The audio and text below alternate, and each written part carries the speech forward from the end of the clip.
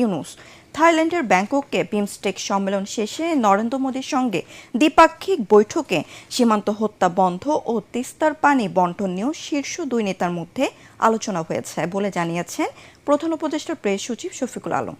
আর ভারতের পররাষ্ট্র সচিব বিক্রম মিস্ত্রি জানিয়েছেন ঢাকার সাথে ইতিবাচক ও গঠনমূলক সম্পর্ক চায় দিল্লি। অবশেষে বরফ গলতে শুরু হলো ভারত বাংলাদেশ সম্পর্কের। অনুষ্ঠিত হলো ইউনূস মোদির বহুল প্রত্যাশিত বৈঠক। থাইল্যান্ডের ব্যাংককে বিমস্টেক সম্মেলনের ফাঁকে প্রধান উপদেষ্টা ডক্টর মোহাম্মদ ইউনূসের সাথে বৈঠক হয় ভারতের প্রধানমন্ত্রী নরেন্দ্র মোদির।